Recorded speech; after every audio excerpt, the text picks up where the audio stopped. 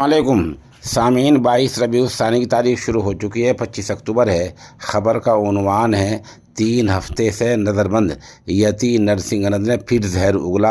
आप ये उसकी नई वीडियो सुने। उत्तर प्रदेश पुलिस की इस गैर कानूनी नजरबंदी से छुटकारा दिला देंगे तो मैं न्याय के लिए अपने प्रयास कर पाऊंगा।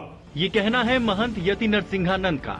उन्होंने एक वीडियो जारी कर सीएम योगी से मदद मांगी है। इसी तरह से ये अपराधी जंगली सरतन से जुदा करके नारे लगा लगा कर मुझे कहीं नाबालिग अपराधियों के नाबालिग प्रशिक्षित हत्यारों के द्वारा कहीं ना कहीं मरवाई देंगे।